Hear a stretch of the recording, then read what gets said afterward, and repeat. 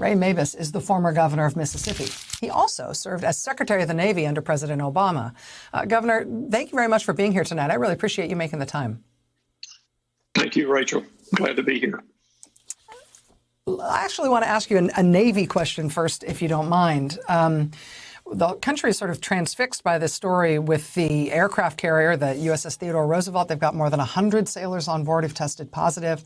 The captain, the commanding officer, is saying he can't distance people on board an aircraft carrier. He can't stop the spread of this virus among his crew. He wants the whole crew taken off and quarantined. As a former Navy secretary, I just have to ask how you read this situation. Well, number one, it's really extraordinary that a captain reaches out like this and just pleads to get his sailors off and says, we're not in a war, people don't have to die. That's astounding. But you're going to have to do something like this. You can't socially distance on a ship, on any Navy ship, on particularly something this big with this many people on it. And the Navy is going to, they're stuck in a tough place. You're right about Guam. They don't have many facilities. But if you don't slow the spread, if you don't get people off, if you don't thoroughly clean the ship, and if the Navy doesn't start proactively doing this, not just on the TR, but on ships all over the world, and on ships that you're going to have to surge if other ships go down. If you don't start doing some of these basic things, the readiness of the Navy is just going to go away, because if you don't have the sailors and if you don't have the protocols in place to make sure that people are not spreading this illness in such close quarters, then I believe that this ship was called a Petri dish for the spread of this virus. And so the Navy has got to become more proactive here. You can understand the upset and the worry in Guam. Guam put in very strict restrictions to try to limit their exposure to the virus. They do have very limited resources. As I mentioned, 15 ICU beds on the whole island, another 6 in a Navy hospital, to try to alleviate the potential impact on Guam and the concerns of the people there while this ship is docked there and the captain wants everybody off-boarded.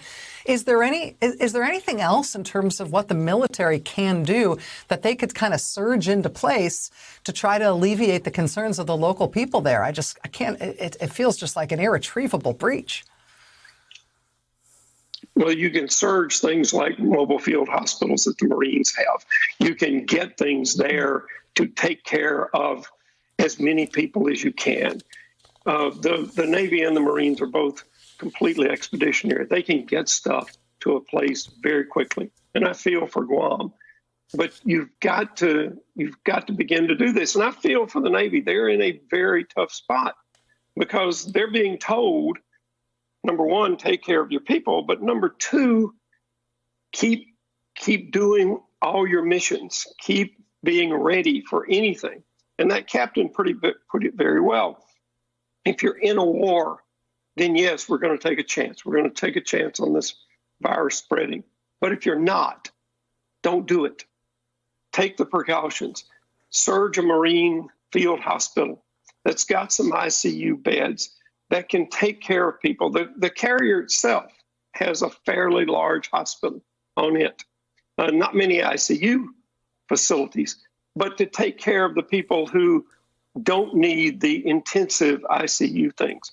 There are things that can be done, but they're in a very tough place because they're being told by the Secretary of Defense to do both these things.